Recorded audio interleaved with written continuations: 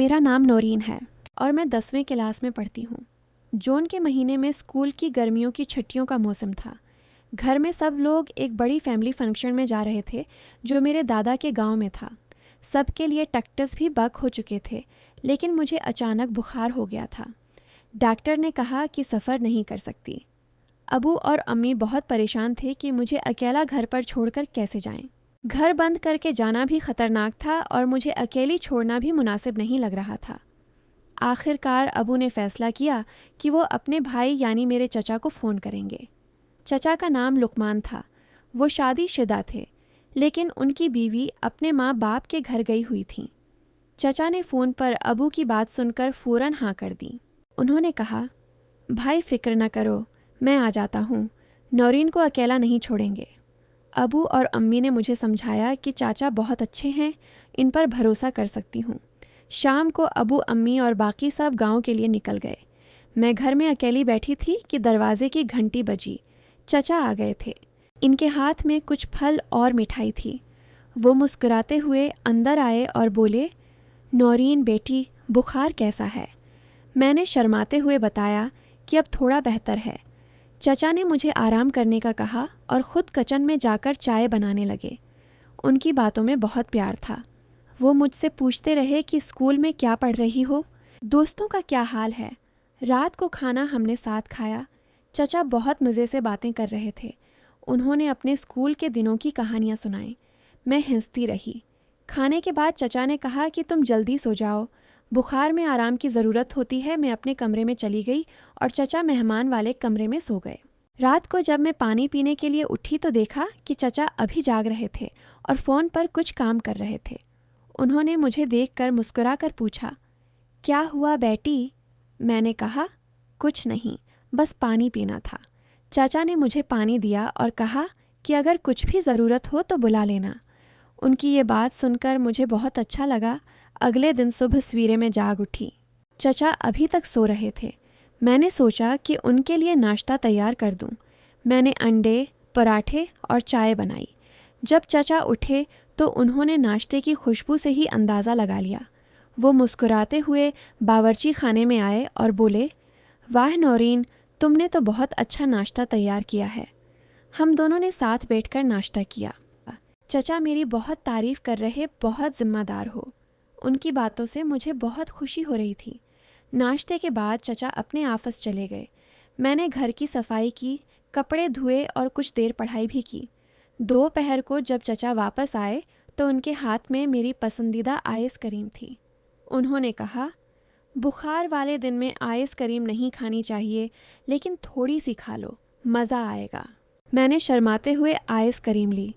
शाम को हम दोनों ने मिलकर टीवी देखा। चचा ने पुरानी फैमिली वीडियोस दिखाएं जिनमें मैं छोटी थी और चचा मुझे गोद में उठाए खिला करते थे। देखकर हम दोनों हंसते रहे। रात को खाना बनाते हुए बिजली चली गई। घर में गर्मी बहुत थी। चचा ने फ़ोन की टार्च ऑन की और बावर्ची खाने में मिलकर खाना तैयार किया। इस दौरान चचा मुझसे बातें करते रहे। उन्होंने कहा कि मोदी, तुम दिन बह दिन खूबसूरत होती जा रही हो। ये तुम्हें देखकर मुझे अपने पुराने दिन याद आ जाते हैं। मैंने शर्माकर सर झुका लिया। खाने के बाद हम बैठकर बातें करते रहे। चचा ने मुझे अपनी ज़िंदगी की कुछ मुश्किल कहानियाँ भी सुनाएं। मैं उनकी बातों को गौर से सुन रही थी। इनकी आवाज़ में बहुत सुकून था। रात देर तक हम बातें करते रहे। जब मैं सोने चली गई तो चचा ने मुझे अच्छी नींद की दुआ दी। चचा ने मुझे कहा कि आज हम घर पर ही कुछ तफरीह करेंगे। उन्होंने बाज़ार से कुछ गेम्स और पज़ल्स खरीदे। हम दोनों ने पूरा दिन गेम्स खेले, पज़ल्स जोड़े और बहुत हंसे। चचा बहुत अच्छे खिलाड़ी थे। वो मुझे हराने की कोशिश करते, लेकिन मैं भी अच्छी थी। शाम को चचा ने कहा कि तुमने बहुत अच्छा खेला, तुम्हारी तारीफ़ करनी पड़ेगी। उनकी तारीफ़ सुनकर मैं खुश हो गई। रात को हमने मिलकर पास्ता बनाया। चचा बावर्ची खाने में मेरी मदद कर रहे थे। हम दोनों ने मिलकर खाना तैयार किया और बातें करते रहे। इस दौरान चचा ने मुझे बताया कि तुम्हारे साथ वक्त गुजारना बहुत अच्छा लगता है क्योंकि तुम बहुत समझदार और प्यारी हो। मैंने भी मुस्कुराकर कहा कि चचा, आपके साथ मुझे भी बहुत सुकून मिलता है। खाने के बाद हम लान में बैठे सितारे देखने लगे। चचा ने मुझे सितारों के बारे में बताया। उनकी बातें सुनकर मुझे बहुत मज़ा आ रहा था। रात को जब मैं सोने गई तो चचा ने मुझे कहा कि अगर रात को डर लगे या कुछ भी ज़रूरत हो तो फ़ौरन बुला लेना। मैंने सर हिला दिया और सोचा कि चचा वाकई बहुत ख्याल रखते हैं। चौथे दिन सुबह मैंने देखा कि चचा मेरे लिए ख़ास नाश्ता बना रहे थे। वो मुझे हैरान करना चाहते थे। हमने बहुत मज़े से नाश्ता किया। दिन भर हमने घर मिलकर किताबें पढ़ीं और उन पर बात की। चचा की बातें हमेशा नई और दिलचस्प होती थीं। शाम को बारिश शुरू हो गई। घर में बिजली चली गई। हम दोनों मोमबत्ती जलाए बैठे बारिश की आवाज़ सुनते रहे। चचा ने अपनी बचपन की बारिशों की कहानियाँ सुनाई। उनकी बातें सुनकर मुझे बहुत अच्छा लग रहा था। बारिश थमने के बाद बिजली आ गई। हमने खाना खाया और फिर बैठकर फ़िल्म देखी। फ़िल्म देखते हुए चचा ने मुझे कुछ मज़ाहिया बातें बताईं। मैं खूब हंसती रही। रात देर तक हम बातें करते रहे। चचा ने मुझे बताया कि उनकी शादी के बाद भी वो अक्सर अकेले महसूस करते हैं, लेकिन तुम्हारे साथ ये दिन गुजार कर मुझे बहुत अच्छा लगा।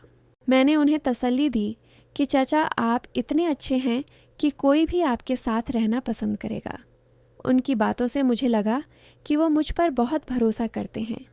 अगले दिन सुबह चचा ने मुझे कहा कि आज हम घर की छत पर बैठेंगे और चाय पाएंगे। हम छत पर गए।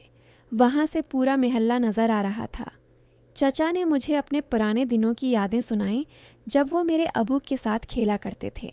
हम दोनों हंसते रहे। दोपहर को हमने मिलकर घर की सफाई की और फिर कुछ पढ़ाई भी की। चचा ने मुझे कुछ अहम टिप्स दिए कि इम्तिहान में कैसे तैयारी करनी चाहिए। उनकी बातों से मुझे बहुत फ़ायदा हुआ। शाम को चचा ने कहा कि तुमने उन दिनों में बहुत जिम्मेदारी निभाई है। तुम बहुत अच्छी बेटी हो। मैंने शर्मा कर शुक्रिया कहा। रात को हमने आखिरी रात का खाना बहुत प्यार से बनाया। खाने के दौरान चचा ने कहा कि ये चंद दिन मेरे लिए भी ख़ास हो गए। तुमने मुझे अकेला महसूस नहीं होने दिया। मैंने मुस्कुरा कर कहा कि चचा आपने भी मेरा बहुत ख्याल रखा। खाने के बाद हम बैठकर पुरानी फैमिली फ़ोटोज़ देखते रहे। आखिरी दिन जब अबू अम्मी वापस आने वाले थे तो चचा ने मुझे कहा कि ये चंद दिन बहुत खूबसूरत गुजरे। तुमने मुझे अच्छा महसूस कराया। मैंने शर्माते हुए कहा कि चचा आपने भी मुझे अकेला नहीं छोड़ा।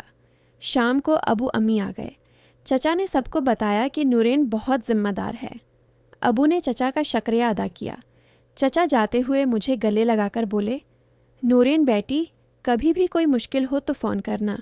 मैं हमेशा तुम्हारे लिए हाजिर हूँ। मैंने सर हिला दिया।